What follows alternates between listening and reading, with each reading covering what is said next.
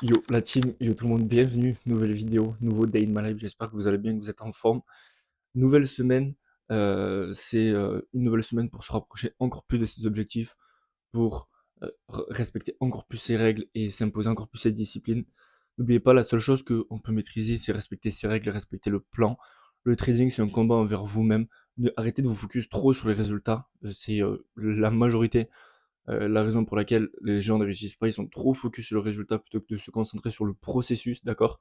Concentrez-vous sur ce que vous pouvez faire pour vous rapprocher de ce résultat. Mais arrêtez de vous concentrer sur je veux absolument ce résultat, d'accord? Donc voilà, c'était la petite phrase motivation du jour.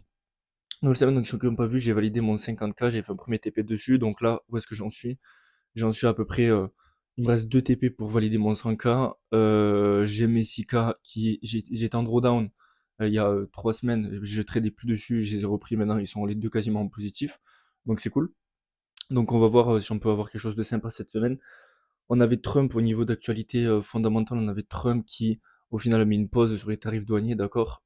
Il a aussi ce week-end mis en pause, annulé les tarifs douaniers sur tout ce qui était électronique, ordinateur, puce, etc., etc. Donc ça avantage Apple, à mon avis, Apple a dû mettre la pression, Nvidia, Apple. Bref, du coup, j'ai vu là, à l'Open, les marchés étaient déjà en hausse de 1,5%. Donc voilà, on va voir. Je reste pour le moment à risque réduit encore, c'est-à-dire que mon risque plein, moi, il est à 750 $. Je continue d'être aux alentours de 400-500 parce que j'estime que c'est pas les conditions idéales, sachant qu'il peut n'importe quand dire rouge ou noir. Euh, que ben, c'est pas des situations terribles, à part sur le DAX où je peux potentiellement faire un truc parce que la nuit il parle pas, donc enfin, là-bas c'est la nuit, donc ici ça m'étonnerait que le DAX soit trop impacté. Donc on va voir s'il y a quelque chose d'intéressant. Dans tous les cas, je respecte le plan. On va voir. À tout moment, là, cette semaine, je parle à mon mois de vendredi soir. À tout moment, j'ai validé les 100K. Je sais pas, dans tous les cas, je vais arrêter. Je me focus pas sur ça, je me focus sur ce que je peux faire. Respecter le plan, toutes les règles, on verra bien, on se retrouve de l'autre côté. Et peut-être qu'il y a quelque chose de sympa à faire. Let's go.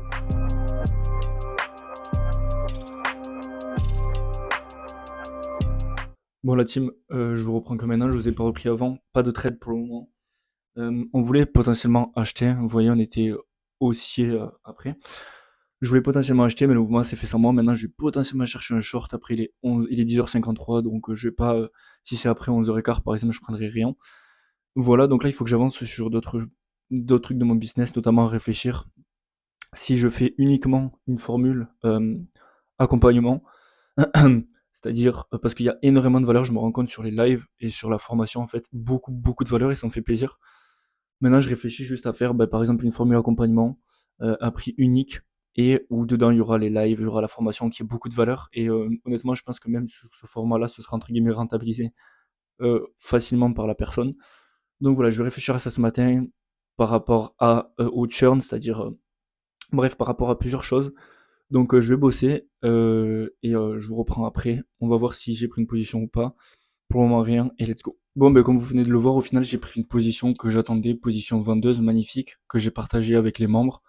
On a eu prise du previous daily high, prise de liquidité en 1 heure, 4 heures dans un gap 1 heure, c'est selon moi un très beau setup 5 étoiles.